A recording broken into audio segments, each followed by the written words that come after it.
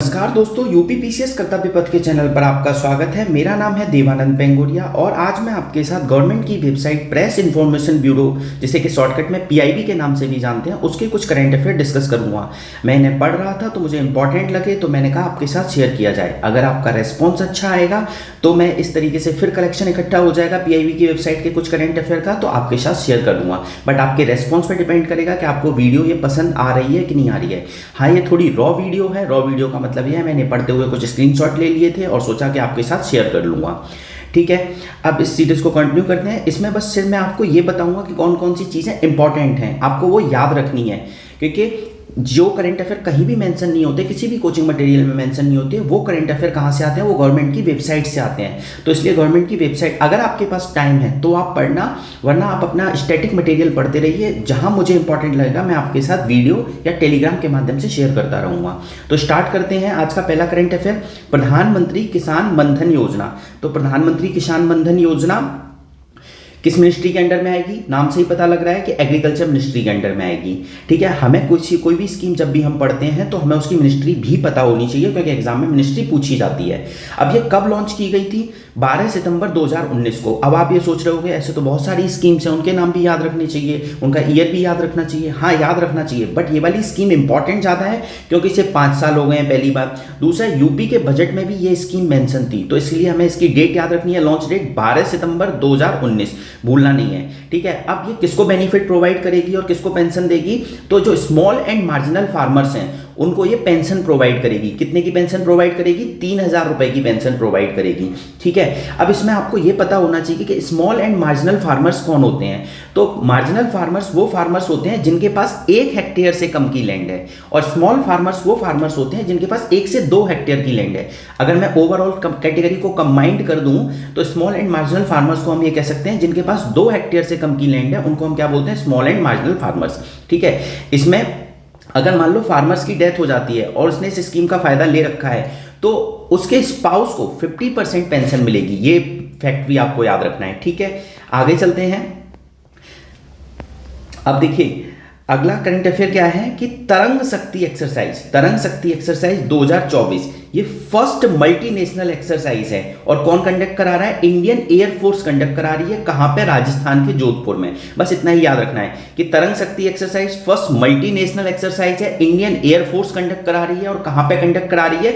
जोधपुर में। बस इतना याद रखेंगे। ठीक है, नाम क्या है? तरंग शक्ति। क्वेश्चन पूछ लेगा फर्स्ट मल्टीनेशनल एक्सरसाइज जो कि जोधपुर में इंडियन एयरफोर्स के द्वारा कंडक्ट कराई गई, उसका नाम क्या है? एक लिख देगा तरंग शक्ति, तरंग प्राण, तरंग आवाज। तो हमें क्या याद रखना है? तरंग शक्ति नाम है। ठीक है, इस तरीके से रिवर्स इंजीनियरिंग करते हुए भी हमें करंट अफेयर को पढ़ना है। मैं कई बार आप लोगों को बता चुका हूं।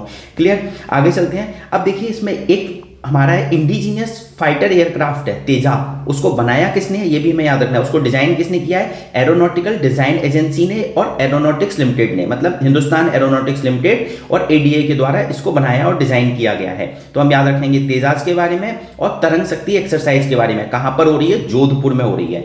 ठीक है, आगे चलते हैं। देखिए स्क्रीनशॉट मैंने अटैच किए हुए हैं और वही बस आपके साथ डिस्कस कर रहा हूं। बस आपको याद रखना है जो चीजें मैं बता रहा हूं, क्योंकि कई बार पीआईबी से डायरेक्टली इनडायरेक्टली करंट अफेयर बहुत सारे आते हैं। तो जब हमारे पास टाइम परमिट होता है तभी हमें इसे पढ़ना चाहिए, अदरवाइज हमें स्टैटिक पोर्शन को ज़्यादा पढ़ना चाहिए। ठीक है, मैंने पढ़ रहा था तो आपके लिए बस सोचा कि इंपॉर्टेंट है तो शेयर किया जाए। अगर आपका रेस्पॉन्स अच्छा रहेगा तो इसे कंटिन्यू कर लेंगे। अब देखिए world patient safety day. World patient safety day कब मनाया जाता है? 17 सितंबर को। 17 सितंबर, वेरी वेरी इंपॉर्टेंट, से नोट डाउन कर लेना। एक और डे इसमें दिया हुआ है आज की वीडियो में, वो भी हम करेंगे। तो 17 सितंबर को क्या मनाया जाता है? World patient safety day. Very very important, और इसकी थीम भी याद रखनी है, improving diagnosis for patient safety. Improving diagnosis for patient safety. ठीक है, 17 सितंबर को मनाया जाता है, भूलना नहीं है, इसे रट लीजिए क्योंकि एग्जाम में आ सकता है ये। ठीक है, और इस सेम मैंने जो डेज और बुक्स, इंपॉर्टेंट बुक्स वाली जो आपको घटनासार की वीडियो बनाई थी उसमें भी मैंने इसके बारे में बात की थी कि पेशेंट सेफ्टी डे कब मनाया जाता है? 17 सितंबर। हमें भूलना नहीं है, हम सितंबर का करंट अफेयर पढ़ रहे हैं और 17 तारीख को पढ़ रहे हैं। ऐसे करके कुछ याद रखिए कि पेशेंट की सेफ्टी 17 सितंबर को की जाएगी। ठीक है, आगे चलते हैं अगले करंट अफेयर पे। तो देखिए ये बहुत इंपॉर्टेंट करंट अफेयर है और मेंस में तो इसको बहुत जगह यूज करते हैं हम जब आंसर राइटिंग करते हैं। क्या है कि अनुसंधान नेशनल रिसर्च फाउंडेशन फंड, ठीक है, ये कितने लाख करोड़ का है? 1 लाख करोड़ का है। अगर ये क्वेश्चन आएगा कि 1 लाख करोड़ का है, 2 लाख करोड़ का है, 3 लाख करोड़ का है, 4 लाख करोड़ का है, तो आप क्या टिक करोगे? अनुसंधान national research foundation fund 1 lakh crore का है। भूलना नहीं है, इसे सही करके आना है एग्जाम में, ठीक है। आगे चलते हैं, और इसको हम मेंस में बहुत यूज करते हैं। जब एक बार पीटी कंप्लीट हो जाएगा, उसके बाद पीटी हो जाने के बाद मेंस पे भी हम इसी तरीके से कुछ ना कुछ वीडियोस के थ्रू सीखने की कोशिश करेंगे। आगे चलते हैं, EFTA, देखिए एक वर्ड लिखा हुआ है EFTA। तो EFTA कंट्रीज ना बहुत न्यूज में है, क्योंकि हमने इनके साथ डील साइन की है। और अभी रिसेंटली CDS का एग्जाम हुआ था या NDA का, उसके किसी एक एग्जाम में ये पूछा गया था कि EFTA कंट्रीज में कौन सा नहीं है, ठीक है। तो सबसे पहले EFTA कंट्री की फुल फॉर्म क्या है? European free trade agreement. Full form क्या है EFTA की? European free trade agreement. इसमें 4 कंट्री हैं, आइसलैंड है, लाइचेस्टीन है, नॉर्वे है और स्विट्जरलैंड है, ठीक है। यहाँ पे जब क्वेश्चन पूछा गया था तो उसमें लिख दिया गया था इंग्लैंड है, तो इंग्लैंड नहीं है, स्विट्जरलैंड है। आइसलैंड, लाइचेस्टीन, नॉर्वे, स्विट्जरलैंड, याद रखना। एक बार इसको निमोनिक्स बना लीजिए, ILNS, ILNS, इस तरीके से आपको याद रखना है। INS तो देखो हम पढ़ते ही रहते हैं, जब नेवी के किसी भी शिप की बात करते हैं तो INS पढ़ते हैं, ठीक है। और L भी लगा लीजिए। तो I से आइसलैंड, N से नॉर्वे, S से स्विट्जरलैंड और L से लाइचेस्टीन, ठीक है। भूलना नहीं है, इंपॉर्टेंट है, याद रखना है। अब इनके साथ हमने अभी 2024 में free trade deal agreement sign किया है। अब फ्री ट्रेड डील, उसका नाम क्या है वो इंपॉर्टेंट है। क्या नाम है? ये एग्जाम में डायरेक्टली नाम भी पूछा जा सकता है। उसको क्या हम बोलते हैं? TEPA, trade economic partnership agreement. हमने EFTA कंट्री के साथ क्या साइन किया है? टेपा साइन किया है। टेपा भूलना नहीं है, जो जो वर्ड मैं बता रहा हूं वो बस याद रखने हैं। टेपा की फुल फॉर्म क्या है? Trade economic partnership agreement. इसमें यह कहा गया है कि यूरोप इन EFTA कंट्रीज से FDI इंक्रीज करेंगे हम $100 बिलियन तक और 15 सालों के अंदर। ये डेटा भी याद रखना है। अगर पूछा जाएगा कि EFTA के कंटेक्स्ट में कौन कौन से स्टेटमेंट सही हैं, 4 कंट्रीज के नाम लिख देगा।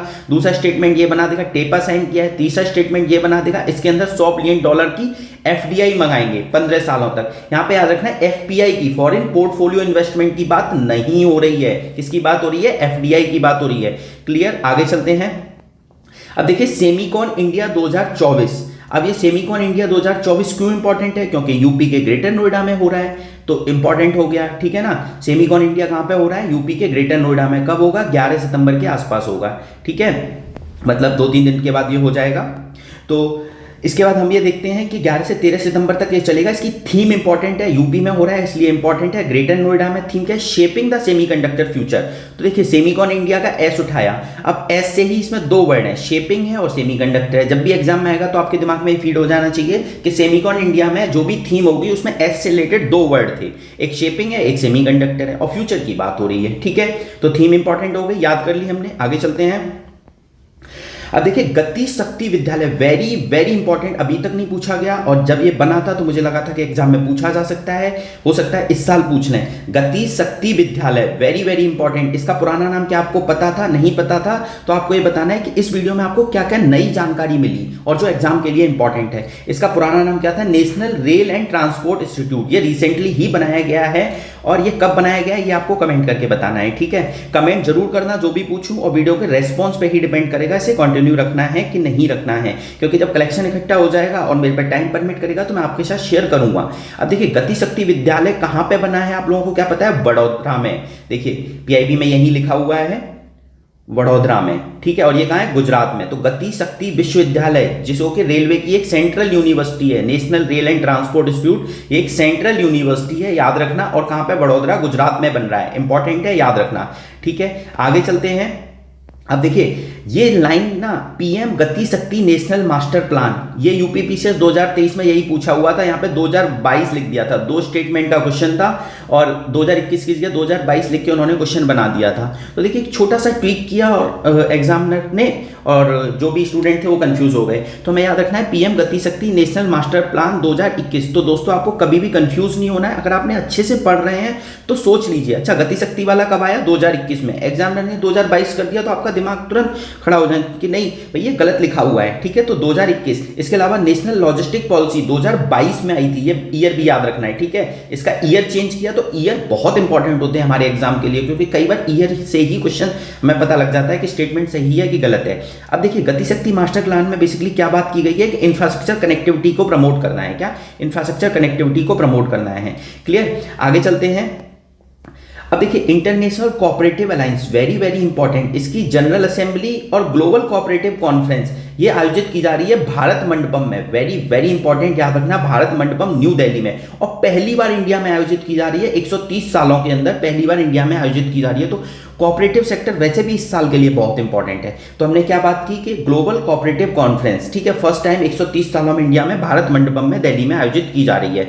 इसकी थीम पहले देख लेते हैं, cooperatives build prosperity for all. Cooperatives build prosperity for all theme बहुत इंपॉर्टेंट है। कोऑपरेटिव्स की बात है तो कोऑपरेटिव्स वर्ड लिखा हुआ है, और ये जितने भी कोऑपरेटिव्स है सब मिलजुल कर काम करते हैं। तो क्या कर रहे हैं, प्रॉस्पेरिटी लेके आ रहे हैं सबके लिए, ठीक है। अब मैंने अभी आपसे कहा था कि इस साल के लिए कोऑपरेटिव्स बहुत इंपॉर्टेंट है। उसके पीछे पहला कारण ये है कि हम लार्जेस्ट ग्रेन स्टोरेज प्रोग्राम चला रहे हैं, वो भी कोऑपरेटिव सेक्टर में चला रहे हैं। मिनिस्ट्री ऑफ कोऑपरेशन के बारे में ये बता चुका हूं मैं। ये कब बनी थी मिनिस्ट्री ऑफ कोऑपरेशन, आप कमेंट करके बताइए, क्योंकि इंपॉर्टेंट है। और इसको चेयर कौन करते हैं, अमित शाह जी चेयरमैन करते हैं। जो हमारे होम मिनिस्टर हैं वही मिनिस्ट्री ऑफ कोऑपरेटिव्स को चेयरमैन करते हैं। ये कब बनी थी ये आपको कमेंट करके बताना है, ठीक है। मैं कई बार वीडियो में बता चुका हूं, और जो भी स्पेशली जो यूपीपीसीएस के 2021 का पेपर डिस्कस करा रहा हूं उसमें मैं बहुत नए करंट अफेयर बता रहा हूं जिस तरीके से पूछा जाता है एग्जाम में। और देखिए कॉन्फ्रेंस भी हो रही है 130 सालों में, इसलिए कोऑपरेटिव सेक्टर इंपॉर्टेंट है। तो आर्टिकल 19 में इसकी बात की गई है, आपको पता होगा। 43B में बात की गई है। अब आपको ये बताना है 43B आर्टिकल किस अमेंडमेंट से ऐड किया गया था कॉन्स्टिट्यूशन में, ठीक है। इसके अलावा आपको एक चीज बताता हूं, हो सकता है कई लोगों ने पढ़ते हुए इग्नोर कर दी हो। देखिए प्रेसिडेंट साहब राज्यसभा में अपॉइंट करते हैं 12 मेंबर को, art, science, literature, social service के फील्ड में, ठीक है। ऐसे ही गवर्नर साहब लेजिस्लेटिव काउंसिल में 1/6 मेंबर को अपॉइंट करते हैं, ठीक है, अपॉइंट करते हैं। अब उसमें art, science, literature, social service होता है। एक नया सेक्टर ऐड हो जाता है, वो क्या है, कोऑपरेटिव सेक्टर। कोऑपरेटिव सेक्टर में ऐड करते हैं, क्लियर, याद रखेंगे। प्रेसिडेंट साहब नहीं करते राज्यसभा में, but governor state legislative council में करते हैं, और कोऑपरेटिव में art, science, literature, social service के अलावा कोऑपरेटिव सेक्टर भी है। इधर 5 हैं गवर्नर वाले में, और प्रेसिडेंट साहब वाले में 4 हैं, ठीक है। अब आपको यह बताना है कि कोऑपरेटिव सेक्टर किस लिस्ट में आता है, यूनियन लिस्ट में, कंकरेंट लिस्ट में, स्टेट लिस्ट में, ये आपको कमेंट करके बताना है। मैंने 2 क्वेश्चन पूछे हैं, मिनिस्ट्री ऑफ कोऑपरेशन वाला, और दूसरा क्या पूछा है कि कोऑपरेटिव सेक्टर कौन सी लिस्ट में आता है, ठीक है। आगे चलते हैं। देखिए ये मैंने जब डेज वाली और इंपॉर्टेंट बुक्स वाली वीडियो में भी आपको बताया था कि 2025 का इंटरनेशनल ईयर ऑफ कोऑपरेटिव्स 2025 में यूएन ने डिक्लेयर किया है कि इंटरनेशनल ईयर ऑफ कोऑपरेटिव्स मनाएंगे। उसके साथ एक और चीज बताई थी मैंने कि 2025 को और कौन सा ईयर डिक्लेयर किया गया है। अगर आपने वो वीडियो नहीं देखी है, देखिए और फिर कमेंट करके बताइए कि 2025 को यूएन ने और कौन से चीज का ईयर डिक्लेयर किया है, ठीक है। 25 तो आपको याद रहेगा, कोऑपरेटिव्स 2 बार बता रहा हूं, उस समय भी बताया था, आज फिर बता रहा हूं, याद रखना, ठीक है। अब देखिए पॉलिटी से आप एक बार इस चैप्टर को जरूर पढ़ लेना, एग्जाम में इससे क्वेश्चन आने की हाई प्रोबेबिलिटी है, ठीक है। ये पार्ट बी में है, पार्ट 9th बी में है, आप लोगों को पता होगा। कोऑपरेटिव सोसाइटी वाला चैप्टर जो है 243Z H से ZT तक है, 243Z H से ZT तक है। और कौन सा अमेंडमेंट है, 97th अमेंडमेंट है। कौन से ईयर में हुआ था ये आपको पता होना चाहिए, नहीं पता है तो देखिए और कमेंट करके बताइए। 97th अमेंडमेंट है। और देखिए इसमें ये फैक्ट बहुत इंपॉर्टेंट है, मैक्सिमम डायरेक्टर कितने होने चाहिए, 21 से कम, 21 या 21 से कम से ज्यादा डायरेक्टर कोऑपरेटिव सोसाइटी में नहीं हो सकते। तो ये 21 नंबर आपको याद रखना है। SC ST के लिए रिजर्वेशन की बात की गई है, वुमेन के लिए रिजर्वेशन की बात की गई है 1 सीट के लिए, और वुमेन के लिए 2 सीट के लिए। तो 21, 1, 2 ये तीनों डेटा याद रखने हैं। 97 याद रखना है। 243Z H से ZT, part 9th B, ministry of cooperatives कब बनी थी, ठीक है। इसके अलावा 43B कौन से अमेंडमेंट से आया था, जो जो क्वेश्चंस पूछे गए हैं वो आपको बताने हैं। 130 सालों में पहली बार हो रही है, इसलिए याद रखना है। थीम क्या है, cooperatives build prosperity for all. 2025 में इंटरनेशनल ईयर ऑफ कोऑपरेटिव्स मनाया जाता है, और 2025 में एक और ईयर मनाया जाता है, वो आपको कमेंट करके बताना है। क्वेश्चन पूछे हैं उनके जवाब देने हैं, ठीक है। विष्णु VISH है, विष्णु युद्ध अभ्यास, विष्णु युद्ध अभ्यास। अब आपको पढ़ते ही ये लगेगा कि नहीं ये तो क्या बोलते हैं कोई मिलिट्री की एक्सरसाइज होगी। नहीं भाई, ये मिलिट्री की एक्सरसाइज नहीं है, इंपॉर्टेंट है, याद रखना। ये एक मॉक ड्रिल एक्सरसाइज है पैंडेमिक प्रिपेयर्डनेस के लिए, मतलब हेल्थ से रिलेटेड हमारी जो भी प्रॉब्लम आएगी, जैसे जूनोटिक डिजीज, एकदम से कोरोना फैल गया था, तो क्या हम फ्यूचर में ऐसी कोई डिजीज आती है उसके लिए तैयार हैं। तो उसके लिए हमने एक मॉक ड्रिल किया, उसका नाम क्या रखा, विष्णु युद्ध अभ्यास। वेरी वेरी इंपॉर्टेंट, विष्णु युद्ध अभ्यास भूलना नहीं है, याद रखना है, ठीक है। और यहाँ पे विष्णु में वी से क्या है, वायरस है, वी से क्या है, फुल फॉर्म में वायरस है, ये भी याद रखेंगे, ठीक है। अब आगे चलते हैं। नेशनल वन हेल्थ मिशन के अंदर ये कंडक्ट कराई जा रही है, और कहां पे कंडक्ट कराई जा रही है ये भी याद रखना है। देखिए अजमेर राजस्थान, अजमेर राजस्थान, ठीक है। आगे चलते हैं। अब देखिए पहली ऐसी कोई एक्सरसाइज कराई जा रही है, तो ऐसी कोई भी चीज पहली होती है हमारे एग्जाम के लिए इंपॉर्टेंट हो जाती है, भूलना नहीं है। आगे चलते हैं, डिजिटल एग्रीकल्चर मिशन को अप्रूव किया है कैबिनेट ने, इसके लिए कितना फंड की बात की गई, 2817 करोड़, और सेंट्रल का शेयर कितना है इसमें, 1940 करोड़। बाकी का पैसा और भी जगह से आएगा, बट सेंट्रल का शेयर भी याद रखेंगे 1940 करोड़, और टोटल आउटले कितना है 2817 करोड़। ठीक है, इसके अलावा देखिए ये थोड़ा हल्का लिखा हुआ है बट इंपॉर्टेंट है, अगर पूछा जाए digital public infrastructure for agriculture, ठीक है, मतलब एग्रीकल्चर सेक्टर का जो भी डेटा है उसको हमें डिजिटलाइज करना है, जिससे कि हम एविडेंस बेस, मतलब हम जो भी डिसीजन ले वो एविडेंस के बेसिस पे लें। ठीक है, और इसकी बात कर रहे हैं डिजिटल पब्लिक इंफ्रास्ट्रक्चर की, जब हमारा सारा डेटा डिजिटलाइज हो जाएगा तो हम अच्छे डिसीजंस ले सकते हैं। तो उसके लिए डिजिटल पब्लिक इंफ्रास्ट्रक्चर लॉन्च किया गया है, और ये कब लॉन्च किया गया था, ये बहुत इंपॉर्टेंट है, 2023-24 के यूनियन बजट में, 2023-24 के यूनियन बजट में, भूलना नहीं है। ठीक है, आगे चलते हैं, जो लाइन मैं बता रहा हूं बस उतना आप पढ़ के जाना, उतना ही सुनना, अपने से पूरा पढ़ने की कोशिश मत करना, बहुत टाइम लगेगा, अभी एग्जाम नजदीक है, तो केवल सुन लीजिए वीडियो को, और जो इंपॉर्टेंट पॉइंट्स बता रहा हूं उनको नोट डाउन करते रहना। ठीक है, अब देखिए इलेक्शन कमीशन ने एक प्रोग्राम चलाया है, मतलब जब इलेक्शन हुए थे तो इलेक्शन कमीशन ने आउटरीच प्रोग्राम चलाया था कि ज़्यादा से ज़्यादा ट्राइबल कम्युनिटीज़ वोटिंग में पार्टिसिपेट करें। ठीक है, क्योंकि डेमोक्रेसी क्या है, हमारा सबसे बड़ा, इंडिया का सबसे बड़ा एक तरीके से हम कह सकते हैं फेयर है, तो उसमें ट्राइबल कम्युनिटीज का पार्टिसिपेशन करना, इवन हर किसी की कम्युनिटी का पार्टिसिपेशन करना बहुत जरूरी होता है। तो स्पेशली इलेक्शन कमीशन ने जो प्रोग्राम चलाया था पीवीटीजी कम्युनिटी के लिए चलाया था। पीवीटीजी कम्युनिटीज क्या होती हैं, इनकी फुल फॉर्म आपको पता होनी चाहिए, ये बहुत ज़्यादा वल्नरेबल होती हैं, और इनकी फुल फॉर्म क्या है, particularly vulnerable tribal groups. PVTG की फुल फॉर्म याद रखनी है। इंडिया में कितने ग्रुप हैं पीवीटीजी के, 75 ग्रुप हैं, याद रखना, ये भी डेटा यूपीएससी में पूछा जा चुका है, आपको पता होना चाहिए। और कितने स्टेट में है, ये बहुत इंपॉर्टेंट है, 18 स्टेट प्लस एक यूनियन टेरिटरी। वो यूनियन टेरिटरी कौन सी है, अंडमान एंड निकोबार। तो ये दोनों डेटा याद रखने हैं, 75, 18 स्टेट, एक यूनियन टेरिटरी। क्लियर यहां तक। अब देखिए कुछ ट्राइब्स के नाम लिखे हुए हैं, वो एग्जाम में पूछे जा सकते हैं, तो हमें पढ़ लेते हैं एक बार बस। जैसे बैगा ट्राइब, बैगा ट्राइब कहां की है, मध्य प्रदेश की है। ठीक है, और सोमफन ट्राइब, सोमफन ट्राइब कहां की है, ग्रेट निकोबार। यहां पे अंडमान लिखा हो, निकोबार लिखा हो, कार निकोबार लिखा हो, नहीं, ग्रेट निकोबार। कहां की, ग्रेट निकोबार, एग्जैक्ट याद रखना है हमें। ठीक है, ऐसे याद रख सकते हैं। सोमफन ट्राइब क्या है, बहुत ज्यादा ग्रेट है, तो ग्रेट निकोबार की है। अब इसके बारे में खास बात क्या है, मैं इतना टाइम क्यों ले रहा हूं आपके साथ इस सोमफन ट्राइब पे। ये एक ऐसी ट्राइब है जिसने फर्स्ट टाइम वोटिंग की है, जो अभी 18th लोकसभा के इलेक्शन हुए थे उसमें फर्स्ट टाइम वोटिंग किसने की थी, सोमफन ट्राइब ने। वेरी वेरी इंपॉर्टेंट, याद रखना है, भूलना नहीं है। कहां से बिलोंग करती है, ग्रेट निकोबार से बिलोंग करती है। और अभी जो इलेक्शन हुए थे वो कौन से नंबर के थे, 18th नंबर के। ये भी मैं कई बार आपको 18th लोकसभा की एक स्पेशल वीडियो बनाई थी मैंने घटनाजार की, आप प्लीज देख लीजिए, आपको बहुत फायदा होगा। ठीक है, इसके अलावा मैंने एक ऑडियो भी बनाई है 18th लोकसभा पे टेलीग्राम ग्रुप पे, अगर आपके पास टाइम कम है तो उस ऑडियो को सुन लीजिए, तो ऑलमोस्ट सारे करंट अफेयर कवर हो जाएंगे। टेलीग्राम ग्रुप को मैं कमेंट में पिन कर दूंगा, वो आप ज्वाइन कर लीजिए, यूपीपीसीएस एवरग्रीन वैसे उसका नाम है। ठीक है, आगे चलते हैं। इसके अलावा भरिया ट्राइब और बैगा ट्राइब कहाँ की है, मध्य प्रदेश की। ये दोनों ट्राइब का याद रखेंगे, क्योंकि हमारे क्वेश्चन में टेबल की फॉर्म में आता है, ट्राइब के नाम लिखे होंगे और स्टेट के नाम लिखे होंगे, तो हमें पता होना चाहिए कौन कौन सी ट्राइब्स न्यूज में है, एटलीस्ट वो तो हमें पता होना चाहिए। ठीक है, आगे चलते हैं। अब देखिए मध्य प्रदेश में भरिया, बैगा, सहरिया छोड़ दीजिए, भरिया सहरिया यूपी में भी मिलती है। ठीक है, वैसे तो ये सारी ट्राइब नॉर्थ इंडिया की हैं, बट मध्य प्रदेश में अधिकतर डोमिनेट करती हैं, तो इसलिए मध्य प्रदेश आंसर टिक करेंगे आप एग्जाम में आएगा तो। ठीक है, अगर मध्य प्रदेश नहीं है, कोई नॉर्थ इंडिया का स्टेट है, यूपी वगैरह, तो आप टिक कर सकते हैं। आगे चलते हैं कर्नाटक। कर्नाटक में देखिए ये दोनों ट्राइब इंपॉर्टेंट है, याद रखना, जेनु कुरुबा और कोरगा। तो अगर पूछा जाए जेनु कुरुबा ट्राइब और कोरगा ट्राइब कहाँ की है, कर्नाटक की। देखिए याद कर लेना कैसे भी करके। ठीक है, कैसे याद करेंगे, कर्नाटक के लोग नाटक बहुत करते हैं किसी भी काम को करने के लिए। कोरगा से करना कर लीजिए किसी भी काम को करने के लिए, और कोरबा से भी करना कर सकते हैं, कोरबा कर कोरगा, ऐसे करके याद रखेंगे। ठीक है, आगे चलते हैं, एक दो ट्राइब्स और हैं। अब देखिए supersonic missile assisted release of torpedo system, इसको फुल फॉर्म क्या है, इसकी शॉर्ट फॉर्म क्या है, smart system. Supersonic missile assisted release of torpedo system. ठीक है, ये इसका टेस्ट किया गया, flight test, Abdul Kalam island से, उड़ीसा के कोस्ट पे है। आपको क्या पता है अब्दुल कलाम आइलैंड का पुराना नाम, व्हीलर आइलैंड। ठीक है, इसका नया नाम चेंज किया गया था, doctor APJ Abdul Kalam island, और कहां पे, उड़ीसा के कोस्ट पे है। यहां पे किसका टेस्ट किया गया, स्मार्ट का। स्मार्ट याद रखना, supersonic missile assisted release of torpedo है, टॉर्पीडो याद रखना जरूर, टी से। ठीक है, बस इतना ही याद रखना है इसमें, और कुछ नहीं याद रखना। आगे चलते हैं।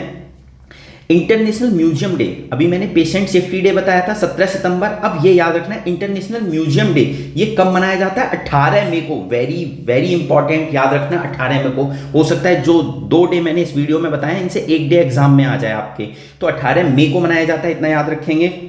ये पीआईबी की वेबसाइट पर जो लिखा रहता है वो इंपॉर्टेंट हो जाता है, इसलिए जितने भी कोचिंग के मटेरियल्स हैं या कहीं से भी कोई भी मटेरियल बनाता है वो अधिकतर यहाँ से उठाता ही उठाता है, तो आपके बेसिक मटेरियल में होगा, बट यहाँ से पता लग जाता है अच्छा ये ज़्यादा इंपॉर्टेंट है, ठीक है। तो 18 मई को म्यूजियम डे मनाया जाता है। अब आप कैसे याद रखेंगे? म्यूजिक 18 साल के बाद आपको बजाने का मौका मिला, उससे पहले मिला ही नहीं, ठीक है। और मई के महीने में मनाया जाता है, एम से एम तो मई, ठीक है। और भी कोई अगर मंथ एम से स्टार्ट होता हो तो कंफ्यूज नहीं होना है, मई में मनाया जाता है, ठीक है।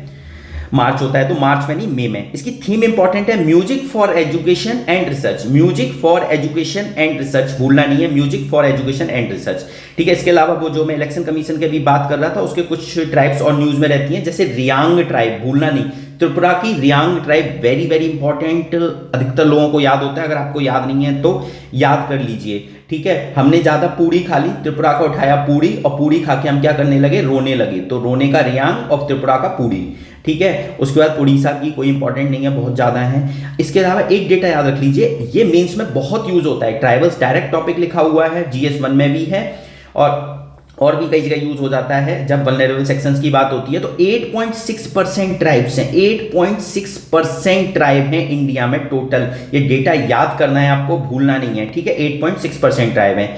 इसके अलावा और क्या याद रखना है? बस ऑलमोस्ट आज की वीडियो कंप्लीट होती है। ये इंपॉर्टेंट करंट अफेयर मुझे आपके साथ लगे थे, मैंने आपके साथ शेयर किए।